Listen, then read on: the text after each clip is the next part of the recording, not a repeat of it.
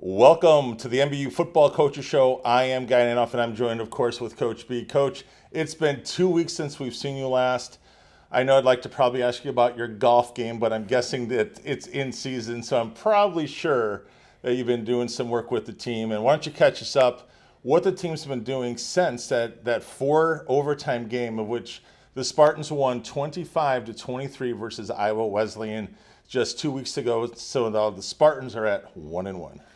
Well, first and foremost, I think we're all took last week, caught our breath a little bit. That took a lot out of us, both emotionally and mentally. It was nice to have a little bit of a break there. We gave the guys Labor Day off, and then came back, put in 5 days of work. So we practiced Tuesday through Saturday.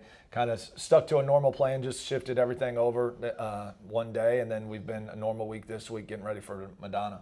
Absolutely. And so, Coach, with that, also just to remind Spartan fans, also 2 weeks ago, we had 2 Mid-States Football Association Conference Players of the Week. You want to remind us who those were? Yeah, Blake Kite, our linebacker, for the second week in a row, and then Ashton Strother at quarterback, the freshman from Memphis. So, we're just going to dive into Madonna. Obviously, you're going to be near Detroit, Michigan, the Motor City. Yeah.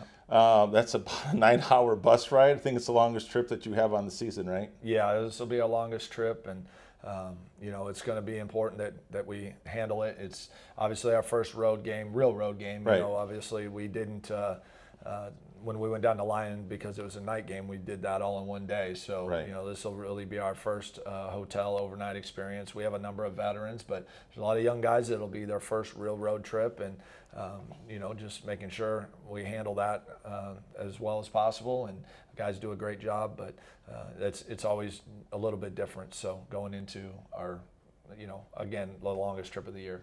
Absolutely. And for Spartan fans, Madonna is actually 0-3 on the season. They started off the season in a 53-0 loss. In the second game, they played Marion at 86-0, and then last weekend they played against a Division II school called Northwood, and they lost 38-0. So let's just throw the statistics away, because, Coach, you and I both know how this works, right? Because we've been on that end in those early days in our program as well. Let's just be honest here. Madonna is looking at the schedule. They know we have a long trip, and you got to think that this could be a win for them. I mean, that's got to be what they're thinking. Absolutely. And they're, keep in mind, they're a second-year program. Right. So they're relatively new, maybe third year, but they're a very new program. I think their first season was actually that COVID year, and then last year was their first full season. So, Coach Haywood up there, he does a great job. He's just trying to build a program, right. Get the guys that he needs in there, get some of the facilities. I mean, they're playing at a high school very similar to what we do. And I know at our coaches meeting, Coach and I had some really good talks about just building a program, right. And some of that goes into it. We've been there, like you said. We've been on that side of things, and it's definitely frustrating. I'm sure, like you said, they're looking at this going, hey, this is a different animal coming right. in this week than what they've seen. Northwoods is a Division II program. Marion obviously is very talented, and then Ave Maria, who they opened up with, is right. a really good team out of Florida. So, I don't think they've shown their best ball yet. I'm sure that they're ready for us to come in there. Obviously, we're coming off a bye. That can be a good and bad thing. Right. But we really don't care about what their scores were in the past. Don't really care what their record is. Like I told the guys, this is the most important week of the season because it's the next week of our season, and that's how we've approached it and how we'll approach every week. So let's start obviously on offense. I'm assuming now, after being the Conference Player of the Week just 2 weeks ago, Ashton's going to start. Yeah, Ashton will get the start, but I kind of mentioned this to you the other day. We really want to make a point to get Cooper a couple of drives and give him an opportunity. I think both guys have had two really good weeks of practice. Cooper has done some really nice things, and they're two talented guys. It's a blessing for us, and kind of what we've told them. We know their competitive side and they want to be the guy, but it's really nice for us to have two guys that we have full faith and confidence in to go out and get it done. And we really were hoping to get Cooper a few drives in that last game, and it didn't work out that way. So that's really going to be a goal of ours coming into this week. Right, and then of course with your running backs, Allen and Demo, all good there. Yeah, and they're healthy. Ron's back healthy. Yeah. Demo has bounced back from a couple weeks ago and has had 2 tremendous weeks of practice. Lionel Banks continues to come along and get better, and then we have a new a transfer from Arkansas Tech that Marcellus Griffin, who's a local guy that we just got through the eligibility center, so he'll be eligible, and we'll probably see him a little bit as well. Okay, then with our 3 wide receivers, I'm assuming the trio's back, right?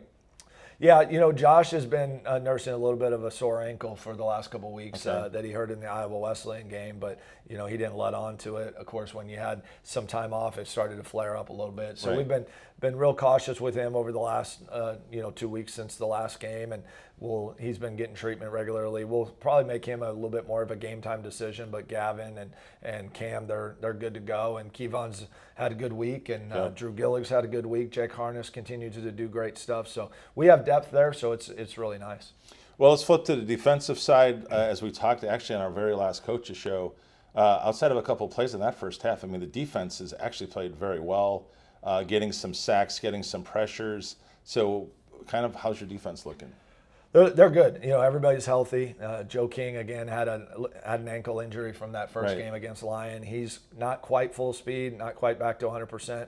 So we'll see what he's all capable of. But he got some time in the last game against Iowa Wesleyan, and I'm sure he'll get some time this week. We may rotate him a little bit more, but I think everybody's had 2 really good weeks of practice. We've challenged them a little bit in some situations, like the end of the half, some of that stuff.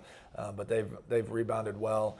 Can't talk enough about our D-line and really the focus and the effort that they've practiced with Gio and AG inside especially, man. They've really been showing up every day to work, and that's not to slight Jeremiah and Raekwon, but those 2 guys really have done a nice job, and I think that this can be a really good opportunity for all 4 of those guys. Absolutely. So with that, what have you seen on film, or what should Spartans fans be looking for, obviously on some of these key matchups? I don't mean individual per se, but what have you seen in the film that Madonna that you think does pretty well that obviously we're going to have to defend? Well, I mean, they're a pretty balanced attack. Last year they wanted to throw it a little bit more. I think they have a different guy back there at quarterback, and they had some really talented wide receivers last year, and they've got talented wide receivers again this year. The challenge with this quarterback is he's quite a bit more of a run threat. And last year, they ran quarterback draw on us several times that hurt us early before we made some adjustments and were able to defend that a little bit better. But this guy, they like to run the zone read with him. They like to run power reads with him. So, being disciplined in our assignments and our reads as linebackers is going to be important. All right, let's flip to special teams. I know that, it's been kind of up and down, right, so far in the season. And kind of what have you been addressing your team with on the special team side, considering some of the inconsistencies? Well, following the Iowa Wesleyan game, I had Odie and Jonah in my office, and, we really had a very to-the-point conversation. I think the biggest thing that I told them is that they've got to trust themselves, right? Especially when their teammates are, telling them, pick your head up, we got you, your back, that kind of stuff, that's got to motivate them and allow them to kind of move past it. It's tough being a kicker. You have literally one job. It's not necessarily an easy job because otherwise we'd all do it, and Lord knows I can't put the ball through the uprights. So, and not many others can with the accuracy that Jonah and Carson, our freshman, and Odie can do. And both, they've got tremendously strong legs. They've got the talent. It's just really trusting their own skills, understanding that, part of kicking is they're going to have those misses, but they've got to move through it. They've got to flush it. Jonah's been putting in a lot of work. Odie's been a little bit back on the shelf with a sore knee on his plant leg, which he's been dealing with and trying to avoid surgery on as much as possible. But, Carson, we'll take him along and just see what he can do this week if needed. But, all 3 of them, what they just have to really understand is, being consistent is the most important thing, but they have to fight through some of that on their own. We can only do so much, but they've got to be able to take it the rest of the way, and they're more than capable of doing that. Well, what I think is really exciting when I look at it, again, how I look at the numbers and the data, look at all the scoring opportunities, though, that your offense has given the team. You know what I'm saying? And that's to me the takeaway. Yeah, okay, so you didn't convert some of it, but still at the same time, you put yourself in scoring opportunity. And now when that starts to kind of even itself out, which I have every reason to believe it will, it's going to be just great for the Spartans, because the great thing is on offense, by and large, we've been moving the ball. Yeah, we did. We did move the ball much better last game, and we moved the ball at times even against Lyon. I think the biggest thing that we have to do a better job, and what I've challenged the offensive staff with, and they've really done a great job of accepting that and moving that to challenging the entire offense, is that in both games we've had special teams make plays that put us in very favorable positions, and we've got to come out of there with points. And honestly, as much as we want the kickers to be successful and put the ball through the upright, we cannot win games with just field goals. We've got to be able to get the ball in the end zone. We've got to be able to do that on a more consistent basis, and that's what we've really challenged everybody with. And ultimately, when it comes down to who is going to win, per se the quarterback position, it's really going to come down to who is able to make those plays in those scoring zones, and that's not just one person. It's going to take everybody to do that. Well, Coach, just want to say thank you for the time. We're wishing you all the best. I know it's a very long 9-hour bus ride. I actually remember those days. I remember when I was actually doing the road broadcast for us, I would actually make that trip with the team. I will say that I'm kind of glad that I will not be making it this week. I'll be just handling our live Twitter and the game updates. Hopefully, I'll be really busy with lots of Spartan scoring, of course. All right. So, Coach, we certainly wish you all the best. We want to thank you, our Spartan fans, for watching the Coaches Show right here on the Spartan Digital Network.